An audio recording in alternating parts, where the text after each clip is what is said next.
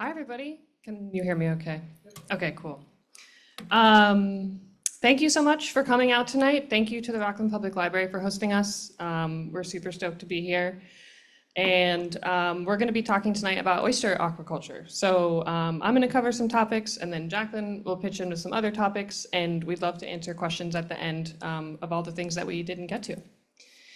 So in case you're wondering who the heck we are and what Maine Sea Grant is, if you're not familiar, Sea Grant is a federal-state partnership, so we're sort of half NOAA, the weather folks, and others.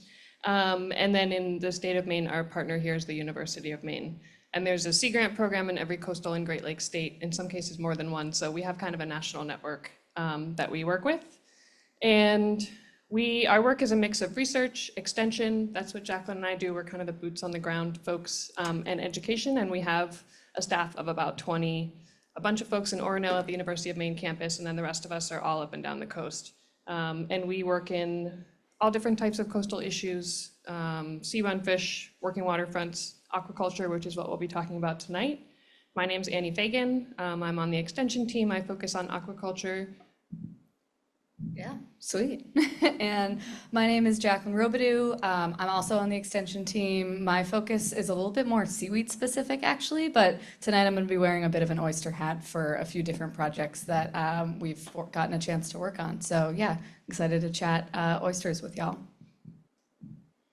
Cool. So here's a little bit about what I'm going to talk about. We're going to look into the past and hear a little bit about the history of shellfish harvesting in Maine, which goes back thousands of years. And then come a little closer to recent history and talk about some of the farming techniques that we see oyster farmers use and how those all got developed.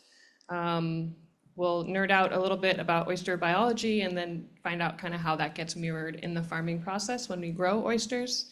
And then we'll talk a little bit at the end about research and some cool projects that are going on, including some that Jaclyn's going to talk much more about. So just to start off with some Indigenous history, obviously, Indigenous folks in the state of Maine have been harvesting oysters for thousands of years. It's a really important food source, and we get to see evidence of that still here today in shell middens. So if you haven't heard of middens, these are huge, often heaps of shells and other artifacts. We often see ceramics and tools and pottery and all kinds of stuff. There's a couple well-known ones close to where I live on the Damariscotta River. So this photo here on the left is the whaleback midden. This was in the late 1800s. You can see the pile of shells is towering over those little people's heads in the foreground. So these are massive installations, really cool, obviously accumulated over many, many years. And because of all those shells, the environment inside of the middens tends to be really basic. And so it allows things to persevere for a long, long time, and it gives us a really cool archaeological record of how people lived then and what the shellfish populations were like. And certainly at the time these middens were created, the shellfish populations were huge, really strong. This particular midden on the left looks a little bit different today. We can see this photo on the right. They got some big chunks taken out in the 1800s. Folks started using them actually as chicken feed because the material that the shells is made out of also made chicken shells really strong, and farmers like that. So unfortunately, they don't look the same as they used to, but both of those middens on the Damariscotta River are conserved today as historical sites. There's a group called the Midden Minders that watches out for them, and they're managed also by the Coastal Rivers Conservation Trust. So if you're ever driving down Route 1, it's a really cool stop. And there's middens in plenty of other places across the state. This is a really cool project that just got started. I wanted to highlight a collaboration between the National Park Service and Dr. Bonnie Newsome, who's a researcher at UMaine, a bunch of archaeology students, and they're teaming up with members of the Maliseet, Micmac, Penobscot, and Passamaquoddy nations, who are all a part of the Wabanaki Confederacy, and working with tribal elders to document and protect and teach all of us about the middens in Acadia National Park. So that's going to be a really cool project as well, and I'm excited to hear more about that. If we speed up a little bit, now all the way to kind of the 1970s, that's sort of when recent modern techniques of farming oysters, so not gathering them, but farming them ourselves, got started. These are some old photos of some of the pioneers of that work. And it mostly happened on the Damariscotta River, close to where I live. So in the early 1950s, actually, people started trying to cultivate Baleen oysters, which, has anybody ever seen one of those, or European oysters? Yeah, a couple people, they're really big, round, flat. And by the 70s, we had actually the first Sea Grant award and kind of some of the pioneering aquaculture research happening at the Darling Marine Center, which is UMaine's marine campus on the Damariscotta River. And also some of the first early aquaculture leases in the state. And Jaclyn will talk a little bit more about what that means. So this was a time of a lot of trial and error, people trying to figure out what species to grow. Trials with the Baleens were initially great and then not so great. They were wiped out mostly by a parasite that arrived in Maine. And so by the 70s, people had mostly switched over to farming the eastern oyster, or Crassostrea virginica. That's a native species of oyster that we see here all the time. And those efforts were a lot more successful. So that's what we see people in the state of Maine farming today. And all that hard work really caught on. So a lot of the farms from that time were started mainly by graduate students at the University of Maine who were kind of trying this out as a passion project, seeing if they could make it work. And a bunch of those companies started in the 70s still exist on the Damariscotta today, in addition to a bunch of others that have joined them since then. And if you're wondering why people were going to all this trouble, it's a good question. A lot of oyster farmers ask themselves that all the time. There's a lot of reasons why people are farming oysters, and if you ask a farmer today, they'll probably say a lot of these same things. One, oysters are really nutritious, like a lot of seafoods that are good for us. They have fatty acids and vitamin D and minerals like zinc that we need in our diet. And as far as growing protein goes, when you farm oysters, you don't need to give them any food once they're out on the farm. You don't need any fertilizers, and you don't need any fresh water. So as far as an animal that we can grow and then eat, it's pretty great. There's a lot of community economic benefits from having these farms and growing food close to home. There's a kind of a culture and a way of life. For anyone who works on the water, you're probably familiar with that. And then there's a lot of different ecosystem services that oysters provide. So things that the animals do naturally that are good for the place that they live. This is one example. I'll see if this video will work. Oysters are filter feeders, so that means all the time, if they're open, they're pumping water through their gills and just taking food out of the water where they live. They like to eat phytoplankton, which is tiny microscopic plants that's represented by the green here in these beakers. So on the left, we have no oyster, and on the right, we have a beaker with one oyster in it. This is 10 minutes of the oyster feeding, kind of boiled down to 30 seconds. And you can see by the end, it's done a really good job of removing a lot of the particulate and probably most of the food that was in that beaker. So that's a cool thing, but just naturally about oyster biology. And that's part of why we see in places like New York Harbor with the Billion Oyster Project and in the Chesapeake Bay restoration projects where people are planting lots of oysters and trying to restore water quality of areas that have been really polluted. So that's one piece. And they also, certainly in the wild, in reefs, but also on farms, they provide kind of a natural habitat for other stuff and other critters that are around. This is some cool footage. Some researchers at the NOAA Milford Lab, which is in Long Island Sound in New York, did some research recently. They put out GoPro cameras on farms. So this is like an oyster cage underwater. And they counted, what types of animals and fish do we see and how many. And they found essentially more fish and other important species and more types of species on farms than off of them. So kind of similar, hi Sebastian, to any like reef structure. That's another benefit that oyster farms provide. And so generally when you ask farmers like, why are you doing this? They're gonna tell you probably some of those things. Okay, I'll try not to go too deep down this rabbit hole, but oysters have a really interesting life cycle. And it's good to know a little bit about that because it makes the farming part make more sense. So it starts on the left here with adult males and females. Oysters are protandric hermaphrodites, which means they start as males and then within a couple years, most of them change to females. So they can change their sex over the course of their life, just depending on the environment that they're in. And like most shellfish, they're broadcast spawners. So they're just releasing eggs and sperm into the water when the conditions are good. And that leads to having fertilized eggs. And for the first 2 weeks of their lives, oysters look like something that probably most of us, if we looked at it, we wouldn't think that it was an oyster. Their shell has a different shape, kind of that D shape that gets rounder over time. And they're just swimming around in the water like plankton. So they're actually not sitting at the bottom. They can move. They're swimming around looking for food and looking for a home. After 2 weeks, they start to look more like this guy on the top right. They develop a foot, which is that sort of like long finger-like thing at the bottom. They can move around with that foot and kind of pull themselves around on things. It's really cute. And then they also develop an eye spot, that black spot. It's not an eye, like an eyeball that we would think of, but it does help them detect light. So they start to figure out where is up and where is down. And they start heading down because they want to attach to something. They're usually looking for, in the wild, like a rock or a brick or other oysters. That's why we see oyster reefs. They all tend to grow on each other. And once they do that, they kind of undergo a metamorphosis, like a caterpillar to a butterfly. Their body changes, and they would look more like something that we would recognize as an oyster, but just really small.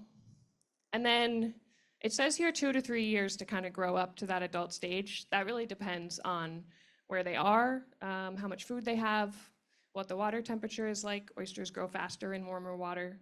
But that's kind of the basic idea of what's happening to them throughout their life. And so the farming techniques we've developed that work well are ones that mimic that natural system as much as possible. And for farmers, that process starts in the hatchery. So there are places actually where they use wild oyster seed. Other states in the US, for example, they would maybe collect wild oyster seed and then grow it out. But the trouble with that is farmers want to know they have a certain amount of seed, meaning baby oysters, that they want, and they want it at a certain size and they want it at a certain time. And so to be sure that you're going to get that, farmers rely on a hatchery where they're growing up the tiny little baby oysters. And that process starts in the winter, usually around November or December. Those hatcheries, of which we have a few in Maine, are getting broodstock, so that's the big male and female oysters. And we have broodstock lines that have been bred over time to be really good breeding animals, similar for other agriculture systems. They have good growth, they might be resistant to common diseases, and those are the ones that we use for breeding. This is a picture here on the left of some broodstock oysters in a hatchery, and they're held in quarantine because often these oysters are coming from maybe Rutgers University or the Virginia Institute of Marine Science, and so if they've come from outside the state, then they're being held in kind of a special facility to make sure that any water that comes from those tanks isn't carrying something that we wouldn't want in the Damascotta River or in the ocean here. This photo on the right here is some males that are spawning, Horn Point Laboratory. And so in the hatchery, we can kind of convince these animals to spawn by basically slowly cranking up the heat and feeding them certain types of food until they think it's a good time and it's the right time. And so once you've made that happen, then you end up with a bunch of those little larvae we were just talking about. This is some very, very, very tiny animals under a microscope here on the top left. They're held in tanks and they're fed microalgae or phytoplankton, tiny, tiny plants.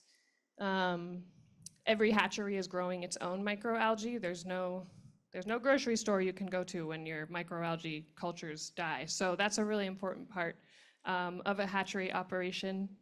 And every couple of days, those larvae, and maybe you have 200 million to start with, those tanks are getting cleaned out, and the people who work in the hatchery are counting them and looking at them to see how they're doing. And this photo here is during one of those procedures. This is a sieve, maybe about the size of a dinner plate, and that brown swirl of sandy-looking stuff at the bottom is probably a few million larvae. So they're really small. If you shine a flashlight in the tank, it kind of looks like a little blizzard in there, but otherwise there's not too much to see unless you put them under a microscope. And so they're kind of tracking them as they grow. They're sorting them out by size. Ones that aren't growing as well, you want to remove those in case they're not as healthy. And then about 2 weeks in, they start to look like that with that sticky little foot and that eye spot. And that's when people at the hatchery say, okay, we need to move these animals into another situation because they're ready to start attaching to anything, literally anything that's close. So this is called setting. This is an exciting time because the oysters are ready to sort of move on to the next part of their life.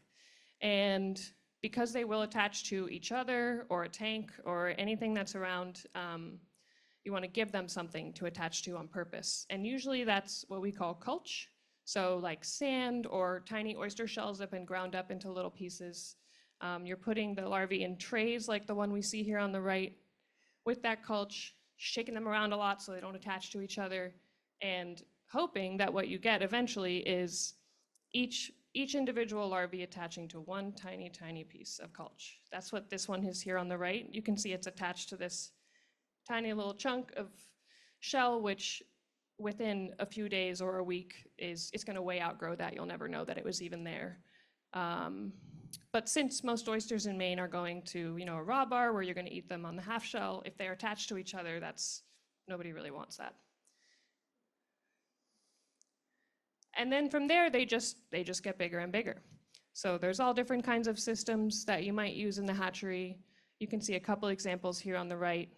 There's always going to be flowing water so that oysters are constantly receiving food and having kind of that fresh movement of water. This sieve here, which looks like it's full of quinoa, really is a group of oysters that have been graded or separated by size. You don't want the bigger ones to outcompete the little ones, so you're constantly kind of moving them along.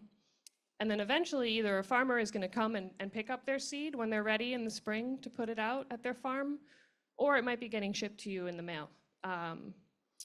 Some farmers in Maine receive their seed that way. Our hatcheries also ship seed to other states and other farmers. So you put them in a little Ziploc bag with some moist towels and send them in the mail, and they close up. Yeah, do you have a question? Just out of curiosity, how many are there in that bag? Oh man, yeah, great question. A bag like this, I would say multiple thousand, but it'd be a fun, raffle game of like how many oysters in the. And at the hatchery, they're doing small sub counts, so they know exactly how many they're sending you. And then often farmers will do their own count when they receive them. So they're not counting every single one by hand, but they're getting a small amount, counting it, and then kind of multiplying from there. Yeah, and at this point, they really are like usually quinoa sized, or maybe a little bit bigger. The size that farmers want to receive them at kind of depends on a lot of things. So the next phase is those smaller oysters usually need to get a little bit bigger before you can kind of put them out on your big farm. There's a few different methods that people use to have them do a little bit more growing. This photo here on the right is a floating upweller. So those are kind of like square boxes set into a dock. If you can imagine like a town dock or something like that, or maybe someone's private dock. There's water coming up through the container so that those oysters are getting food all the time. And once they're a little bit bigger, then they're gonna go out onto a farm. Some farmers don't have the ability to do something like this. They might not have a site that works for that, or they might not have that type of system. And so they're gonna need to grow their seed or buy it at a bigger size, which is fine. It'll be more expensive. So that's kind of one of the factors that farmers need to think about what makes the most sense for them.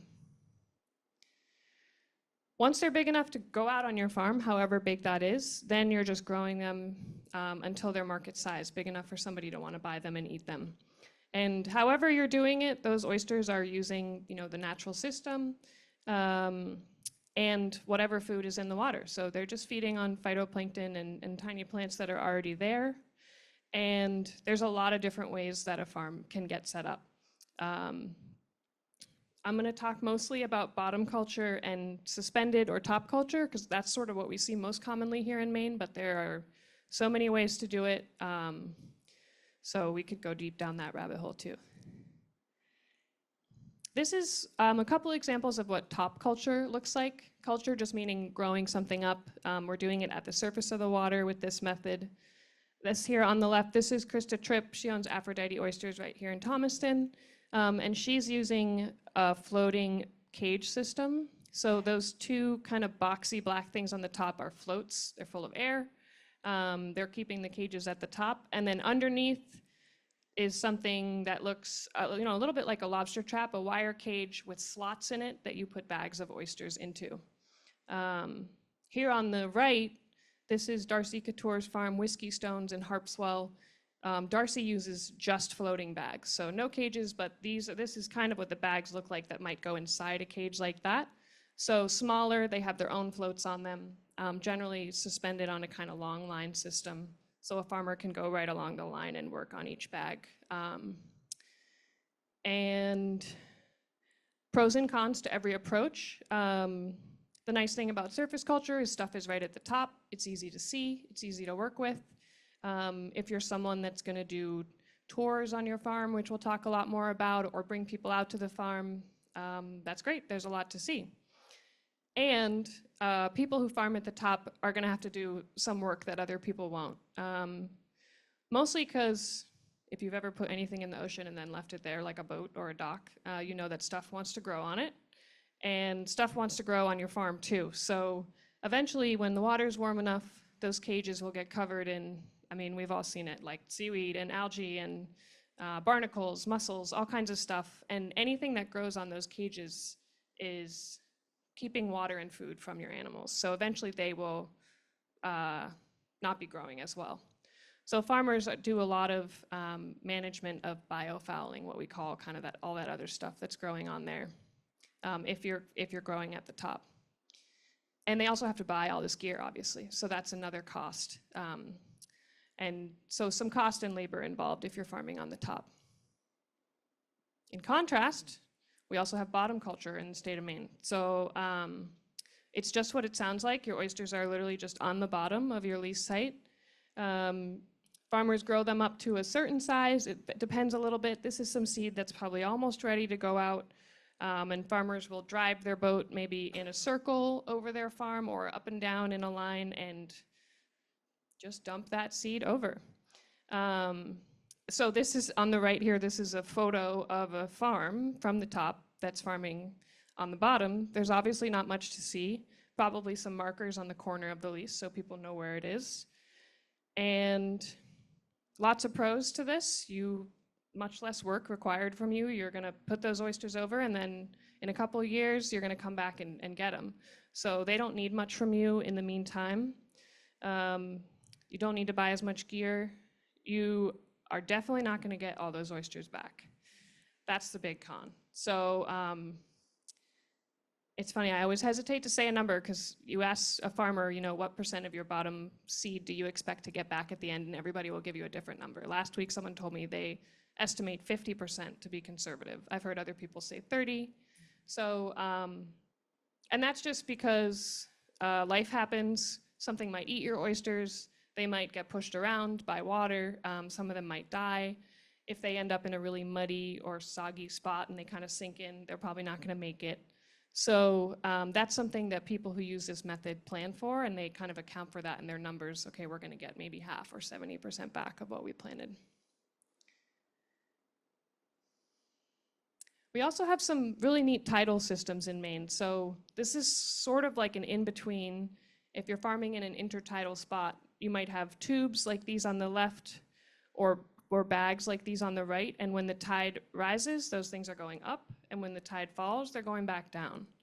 And so when you're growing oysters at the top, moving them around like that is really important. It chips off the edge of their shell and it helps them to grow like a deeper cup instead of a long flat oyster, which nobody really wants to eat. So this system is doing all that work for you. It's moving your oysters twice a day, which is awesome. And a con would probably be that these oysters are spending more time out of the water than in those other systems. So when they're out of the water, they're not eating. And so sometimes farmers find that their oysters grow a little bit slower if they're doing it in this way. Then eventually, however you're farming, you got to get them out because you're ready to sell them. So there's lots of different ways to do that. This is Lauren Gray on the left, who farms in the Cranberry Islands. She's just pulled those bags out of her cages probably. They're at the top. They're easy to get to. She can go out in her boat and grab them. If your oysters are on the bottom, you have a few options. This is Barb Scully here in the dive suit who founded Glidden Point Oysters. They do some diving, either hand diving or scuba diving to go get oysters. There are also folks who use really long rakes. We see that on the bottom here.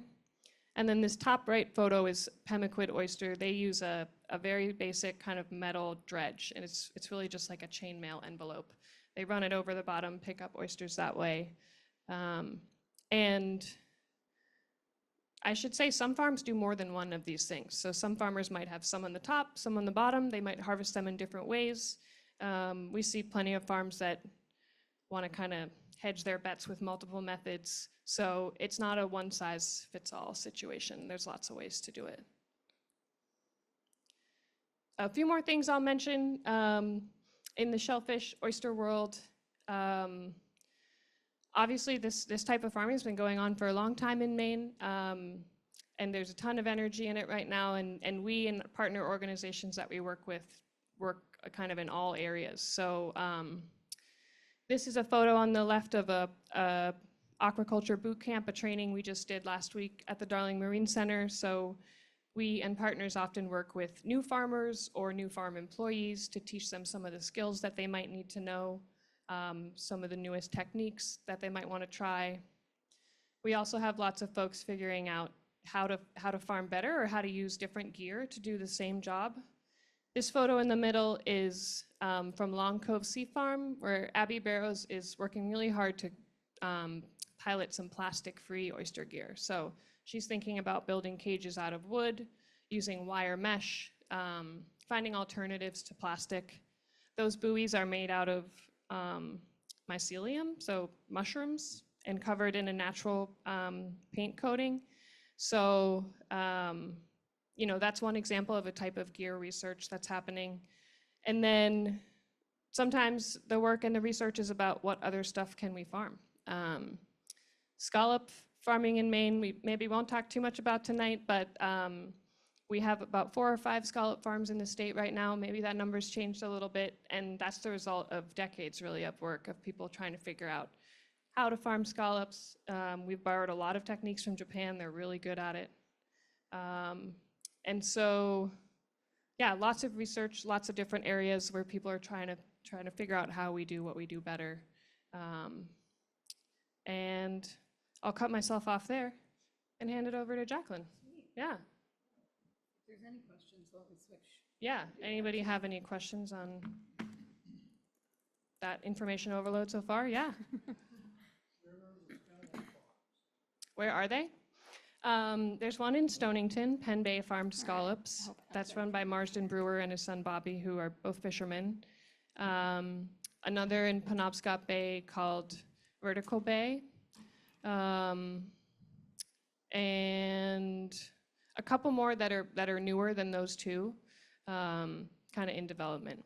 And there are also plenty of folks who are interested in scallops, but maybe haven't gotten them to the point where they're selling scallops to market yet. Yeah. Yeah.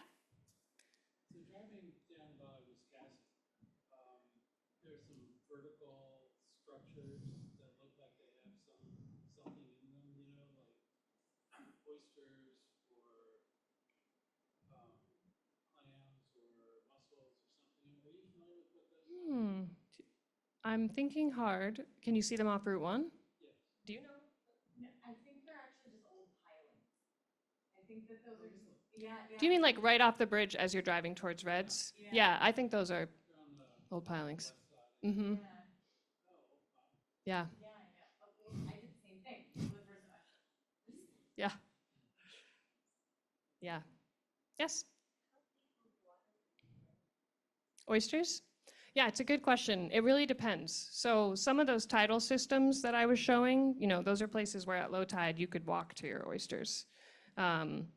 Other sites, they might be farming in 50 feet of water or more. So Jax will talk a little bit more about how the site that you pick is really important. It will derive a lot of other decisions around a farm, but we see people growing in very little water to a lot. And there are some, I'm thinking now of a farmer who does bottom culture at a very shallow site. And so she works on her farm at the low tide. She'll walk out there and harvest or check on her crop, you know, at low tide. And at high tide, she's not able to do that. So that's kind of like the extreme end. And then you know, if you're doing something like top culture, those cages at the top, the depth doesn't matter too much, except that you have, of course, like anchors and moorings below the surface. So if it's really, really deep, that'll probably start to be a hindrance at some point. So it's kind of finding a balance between all those things that makes sense for how farmers want to, what kind of lifestyle they want to have too.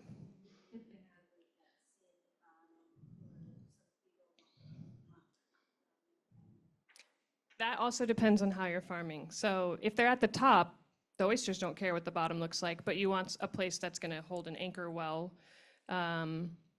If you're farming them on the bottom and it's really muddy or soggy, like if you step into it and you go down to your knees, that's not going to be great because those oysters are also going to sink into it and they might not make it. So that's a vague answer, but it depends. I feel like that's my mantra tonight.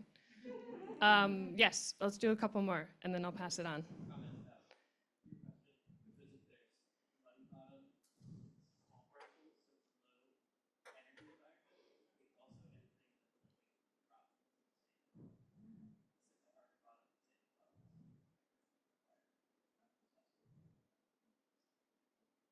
in And flow is good because oysters want that kind of fresh food all the time.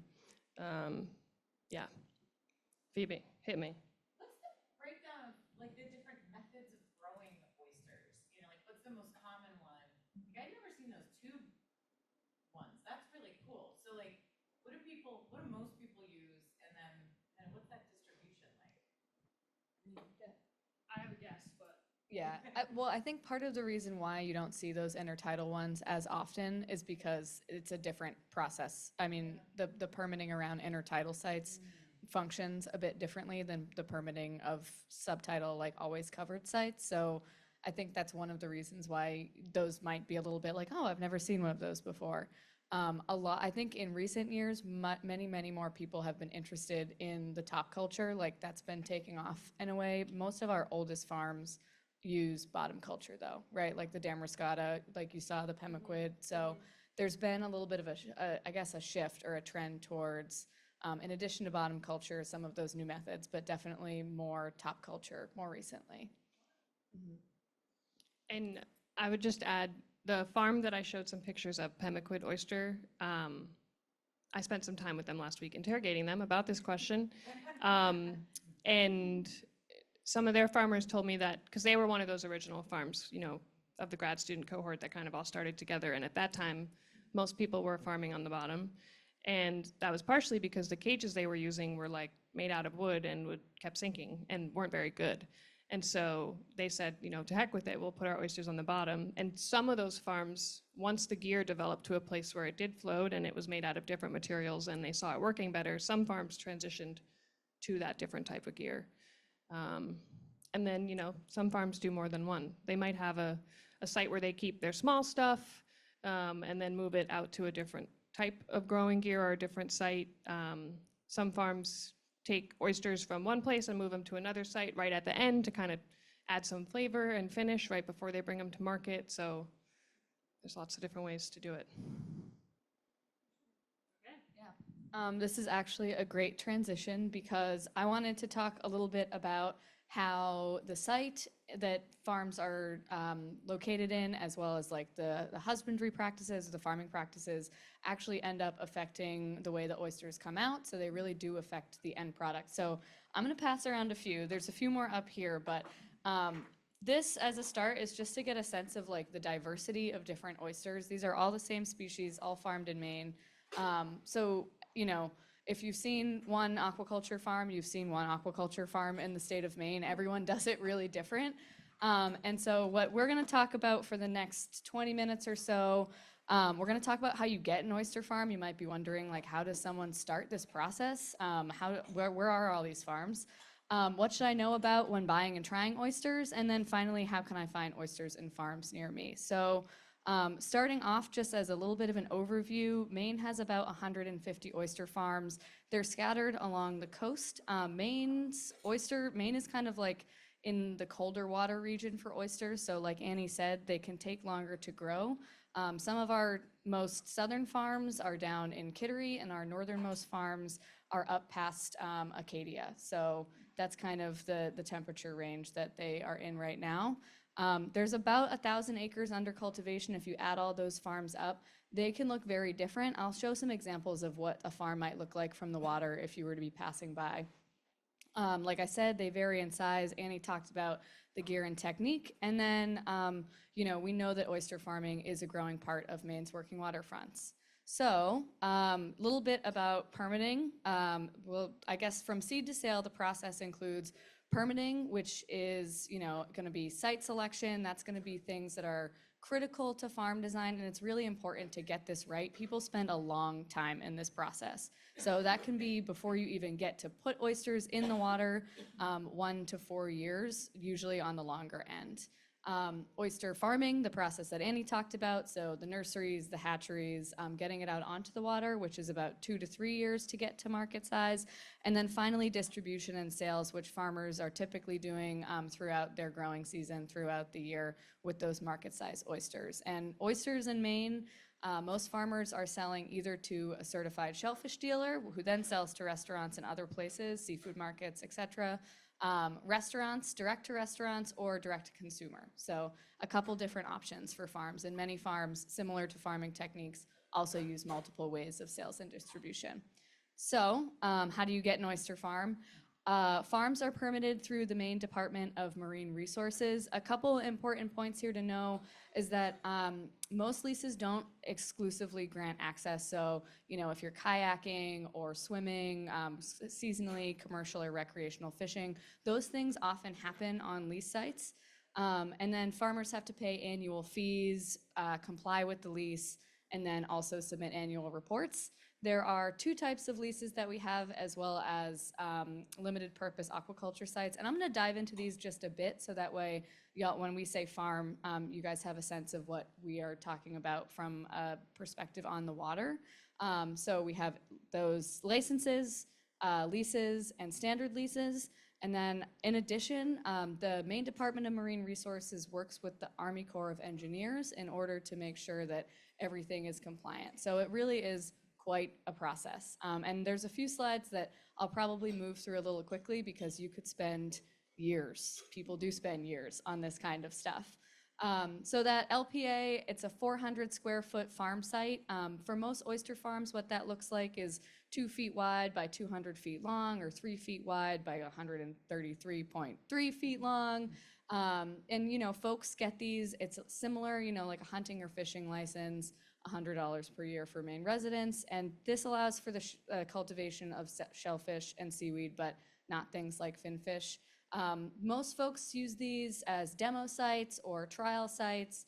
It's one of the popular options for folks who are trying things out or starting, because it's the lowest barrier to entry.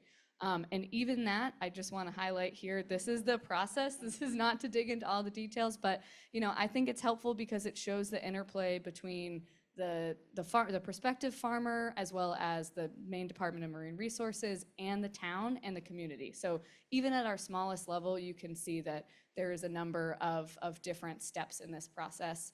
And this is what an LPA would look like if you were out on the water for oysters. So coming in a little closer, you can see those cages that Annie just talked about. Oftentimes, all that you can fit in 400 square feet is 6 to 8 of them. So it's pretty small site. The second type of lease, experimental leases, these are a true lease. So this is something that the farmer is going to apply to the state to rent year after year. However, it's a 3-year minimum for these. So these are kind of trial, I guess not trial leases, but for folks that are wanting to get into a lease or to do non-commercial purposes like science, research. We see a lot of folks use these for that. As you go up in the process, the cost is more and more, and the process becomes more involved. So something to know, like as farmers scale their farms, they have a lot more skin in the game, both from a time perspective and a financial perspective. And then finally, standard leases. These are the most extensive public process, but they're also the best for a long-term commercial operation. You can see they have $15,000 in application fees, $100 per acre per year, and you can have them for up to 20 years. Yeah, I saw you have a question. Yes. 1,500. Yeah. The 15,000 will come into the picture at some point, I'm sure, but not in the application. Those are the lawyer fees. And then this is for species that are already present in Maine. So it does include things like oysters, shellfish, mussels, as well as finfish. And this is an example of a standard oyster lease. This is about 5 acres. So you can see multiple lines, just a little bit more space to work with for folks that are really trying to make a go at a living on the water. Another view of that farm, just a little bit further up with the cage flipped like Annie was talking about. This is what that chart looks like for the standard lease, so quite a few more steps in that process. And this really fun video of the application itself. This is before any information is put in. So, all this to say that farmers do a lot of background and homework on figuring out where to put these farms before it is even filled out. I believe this is 21 pages, but these can be many, like 50, 60, 70 pages long. You need a site map. You need to tell them all the gear that you're putting in. There's a QR code there in case anyone wants to learn more about this, but just know that it's very involved. And so with that, the second part of where do I put my oyster farm has to do with what we call site selection. So that's the process of figuring out where is the best suited, and many of those things are actually built into the leasing process. So you saw all those criteria, is it fishing habitat, are there protected wildlife? But other things include physical, biological, and environmental factors. Some of the physical things that farmers think about are water temperature, currents, wave action, bottom characteristics, like the question asked before, nutrients. Some of the biological and environmental things that farmers think about include things like food availability, as well as the ecological impacts in oyster biology. And then finally, on the social side, what is the impact or interaction with public facilities, noise, light, and a lot of these things you do have to write down just to apply. So it's quite a helpful process and very comprehensive. For oysters specifically, they're a warm water species, so they like that warmer temperature range. We'll see them grown in areas that are more shallow or heat up more quickly, because it is actually, if you're eating an oyster from the Gulf of Mexico to Maine, that is the same species. What creates the difference is the water temperature and the farming process. So something pretty unique there. So like I said, site selection and farming techniques are really important for the end result, which is market oysters. And a few things to know about trying and buying oysters. So, people always ask me, like, how do I know how to describe an oyster or what a market oyster looks like? And some things to keep in mind, and I'm gonna do a little show and tell here. So shell size, we have farms that market many, many different varieties of oysters. Sometimes you're working with a petite oyster, so that might be something like this one here. So you can see usually under 2 inches is what we call a petite oyster. As you get a bit bigger, you might get into a oyster that jumps out of your hand. So that would be like a cocktail or a select oyster, and then something like this, which people would, in between that like 3 and 4 inch range, so a little bit bigger. People have lots of preferences, right? Some folks want the bigger oysters, some folks want the smaller oysters. Obviously, from a farmer perspective, the bigger the oyster, the more time it's sitting on your farm, the more money it costs. And then finally, we have something like this, which would be considered a jumbo oyster, maybe a little bit big for the half shell market, but great on the grill. So those are just some things to think about on the size perspective. A few other things, and I'll pass these around actually, so like here, you can check out that one. A few other things to look at when it comes to eating oysters or just describing them would be the cup size. So you can kind of see, we talk about having like a deep cup versus one that might be a little bit more shallow. And so this is the point at which I wanted to talk about how the farming technique really affects what the end result looks like. You can see something like this one. This is a empress oyster. So this is a bottom culture oyster. It kind of has that like goose foot look to it, right? Like it's got a little bit of that, a little bit of those ridges. So this is one that's grown on the bottom versus something like this. This is an Eros oyster. You can see it's grown up on the top.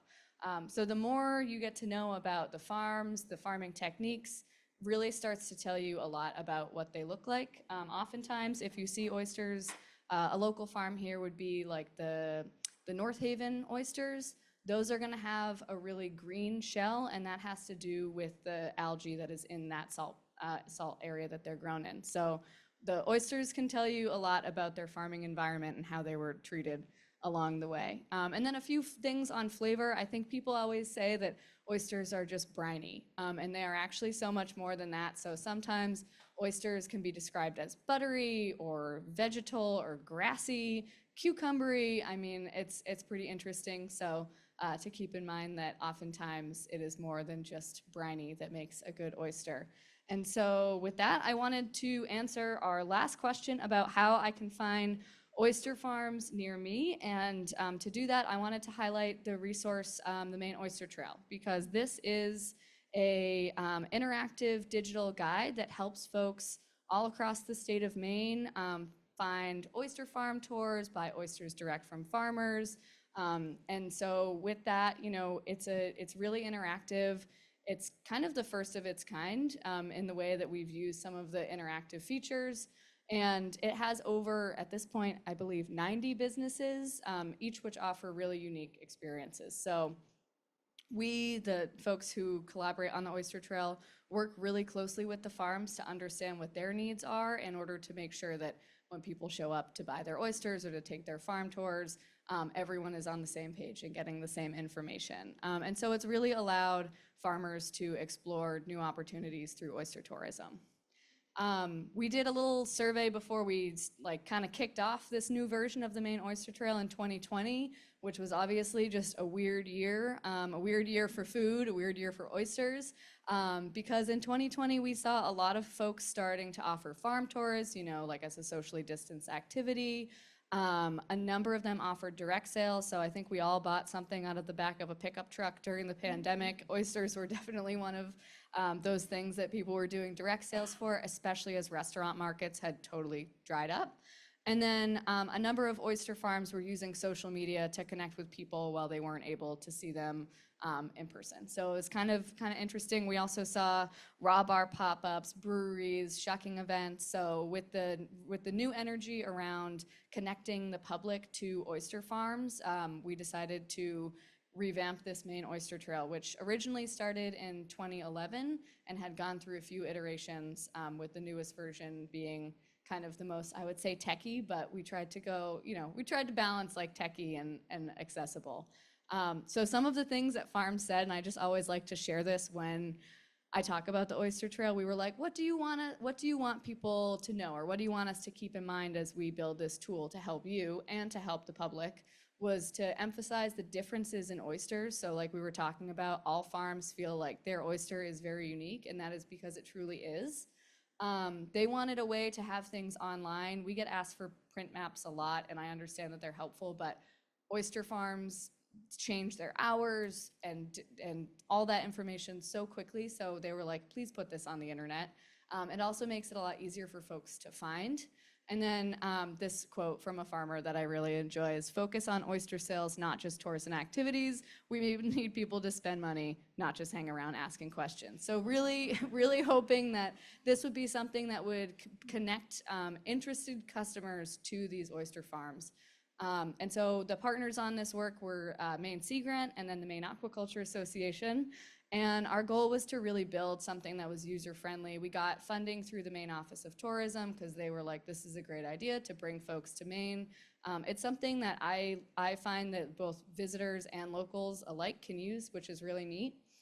So the types of things that you'll find on the Oyster Trail are oyster farms, especially those that offer visitor experiences. So somewhere that you could like go take an oyster farm tour. You could do direct sales, direct with the farmer. And the farms are open to providing the appropriate information so that people can actually show up. You know, I think one of the things that we saw with farm tours early in the pandemic is folks would post it at their local library and the word might not get out and they would have empty tours or something like that. So this is a way of making sure that the information about farm tours is getting out to the broader public. We also have a few raw bars and shuck trucks. We're pretty discerning on what kinds of raw bars we include because we really want to make sure that it's highlighting Maine oysters, right? So if you got a raw bar that's serving Virginia oysters, that's great, but it's not, you're probably not going to find it on the Oyster Trail. And they put up some trail signage, which would look like this. I should mention all of the oyster trail businesses you'll be able to find because they have this little card. I think North Beacon Oyster is on the trail, which is local around here. And finally, we also have a few tour businesses and charters. So, you know, some farms were like, we do not have the time to offer tours, which is totally understandable. But there's an increasing number of farms that partner with kayak tour operators, charter boats, wine, sunset, oyster pairing cruises, you name it. Every kind of experience from like get muddy to sip Sauvignon Blanc, you can find it, which is kind of cool. And we make sure that the farms know that these tours are coming. That's a real requirement. So this is what the Oyster Trail looks like. And this is a video, so I'll kind of like narrate what we're looking at. But anywhere you are in the state, we have a trail map that will show you where your nearest oyster farms are that do these kinds of experiences or direct sales. So we have information about each. You can click on them, learn a bit more about them. We have a trip planner, which is perhaps more useful for folks that don't know the large geography of Maine. You know, if you plan to visit an oyster farm in Kittery and an oyster farm in Ellsworth in the same day, that would be pretty difficult. So we also include a map. But there's info about oyster hotspots, some more info if you're curious to learn, like, how does farming work? Or what was that thing that Jaclyn said I wanted to recap? A lot of it is on the Oyster Trail site. So this actually allows people to book, to kind of choose what tours they want, and then we generate an email that goes to the users that says, hey, this is the place you show up, these are the boots you bring a raincoat, bring your snacks, this is the number to call, which is kind of neat. It's not a complete booking, but it's about as close as you can get. It'll give you all the info about how to actually see an oyster farm, which is kind of neat. So yeah, info about all of the farms there. This is the email that you get, which is pretty cool. It's a lot of info, but you know, this isn't visiting an oyster farm or an oyster business is not like visiting a brewery. There's so many logistics involved. So our goal here is to make it easy for folks to find those farms and easy for the farmers themselves to host. So doing a little bit of that logistics. This is the card that you'll see. Each farm, this is the fun part, okay? It is a little bit of a game. Each farm has its own 4-digit code, so that actually allows you, should you so choose, to create an oyster passport that you can log which farms you've been to. It's kind of gimmicky, but it's actually pretty fun because you can track where you've been. You can enter your 4-digit code. It congratulates you. There's some FAQs, so it's pretty cool, and you know, eventually we start sending you free stuff. So if you enter 3 codes, we send you a koozie and a sticker. If you enter 10 codes, we send you this really cool hat, right? I know, and it's the merch, it gets people. We have tote bags. If you go, this is a cool one, to try and get people to move throughout the state, see oyster farms in different areas. If you visit a farm in Maine's 4 coastal tourism regions, we send you a beanie. So it's kind of fun, like I said, a little gimmicky, but it keeps it light and it keeps it fun for folks to interact. And then, you know, there's a lot of engagement on social media, so folks can post their photos and tag the Oyster Trail. You know, again, just ways of showing what being on a farm looks like, and what being a person who is not a farmer and is a visitor, what that experience really entails. Because for most people, it's something that they've never done before, which is pretty cool. So a little bit just about our trail engagement, and I'm gonna fly through this because I'm seeing that we're almost at time here. We have 89 businesses, a lot of website views. We've had visitors from over 27 states. Over 5,000 people have punched in that little code, which is really cool. We send those prizes all over the place, all over the US. And you know, it's actually really neat to understand the landscape around oyster farm tours and direct sales, because it helps us know, like, is this actually helping farms? And so having this data can be really, really important. Some of the things that people say they remember, again, I'm flying through this, but we surveyed 400 folks with the USM hospitality program, and folks remembered learning about the environment, the brand, the taste, but 1 and 2 were the merroir, so the differences in those oysters like I was talking about, and then the farming practices themselves, like how the gear works, oyster anatomy, how it's expensive to start a farm. So, you know, these are things that can be sometimes difficult to learn about if you're not actually on a farm or have Annie or I talking at you for an hour.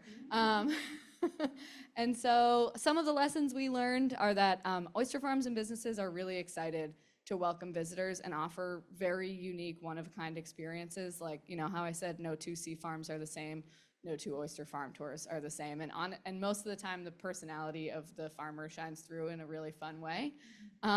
Many visitors that come on the trail have never seen an oyster farm or connected with an oyster farmer, but are excited to support them. And then oftentimes have long-term connections where they're like, oh yeah, I always are buying my oysters from Alicia now.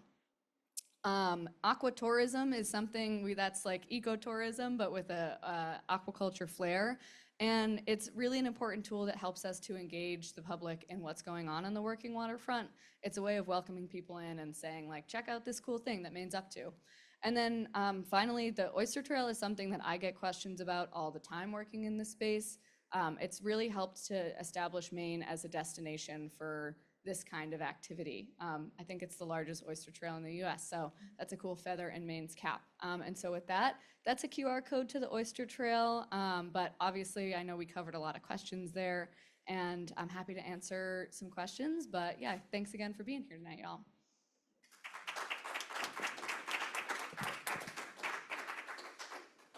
Cool. Does anyone want to grab the mic and ask some questions? Just a comment. If I were a farmer, I'd be tickled to be working with you folks because you do so much for them. I mean, it's marketing, you know, tenfold. It's great. Thanks. We really enjoy working with the farms too. It's a blast.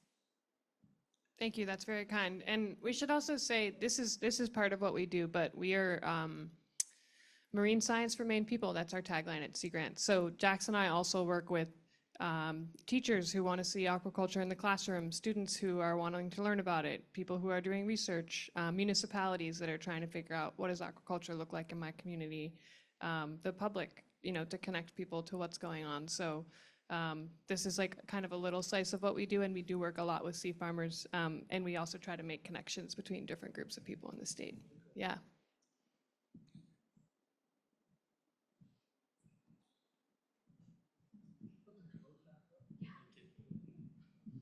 So I really enjoy eating oysters. Me too. And I'm wondering if you have any suggestions or tips for where to eat oysters. Well, where to eat oysters, I've got some information here. But how to know if you're getting fresh oysters, other ways to eat them other than, you know, just on the half shell like that.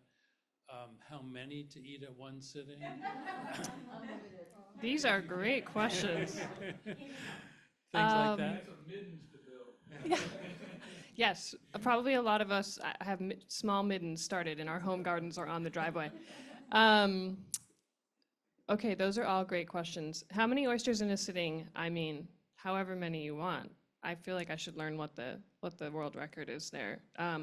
But there are lots of ways to eat them. Like we said, most oysters in Maine are going to the half-shell market, so that's what's most common and probably what people are most used to.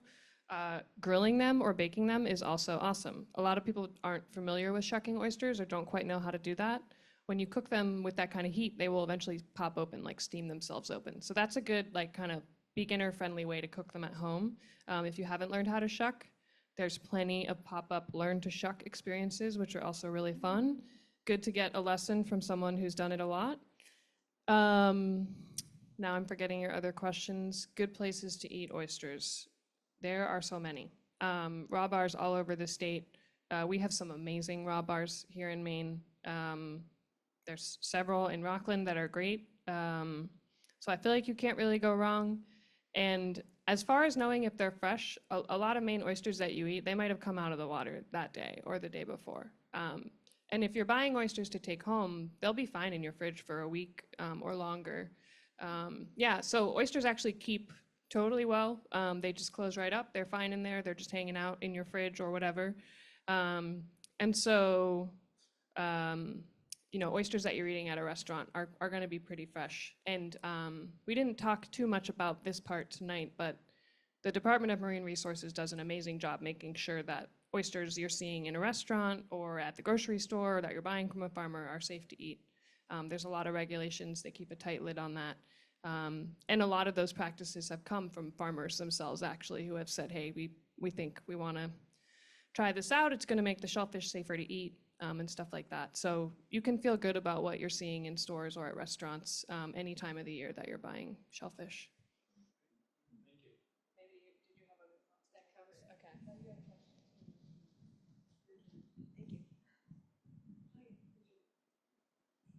We have a tiny industry compared to other states' oyster industries. And I wonder how much of it's due to the difficulty of the permitting process. If, do you have to go through public hearings? Is there some way to make that easier?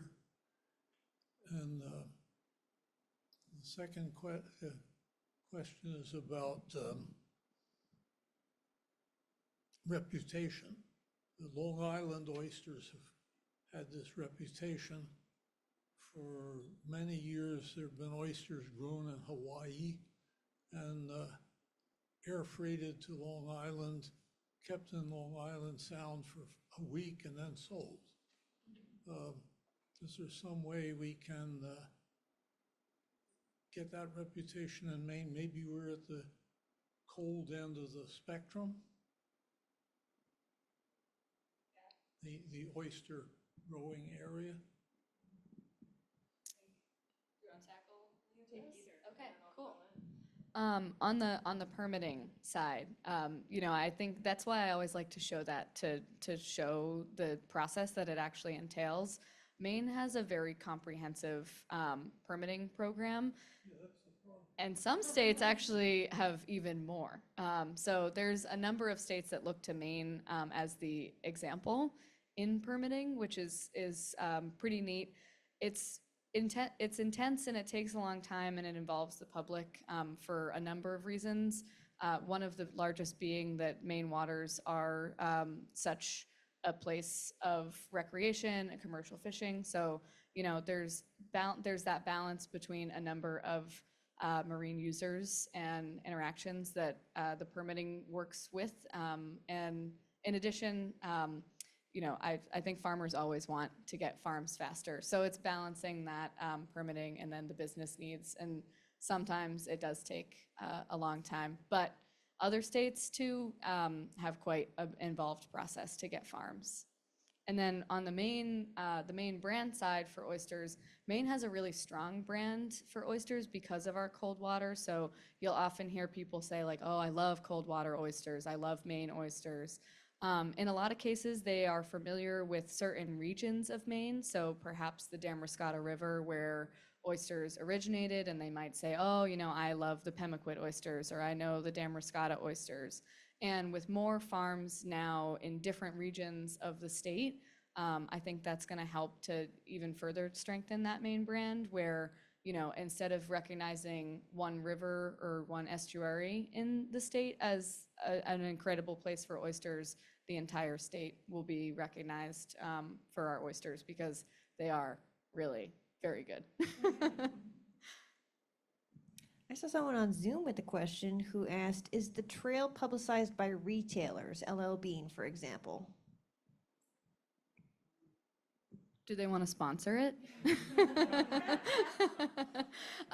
It's not. I mean, it is. We've done this through grant funding and through the Maine Office of Tourism. So that means that we can keep it free and no cost to farmers, which is really important, especially as many of them are small businesses.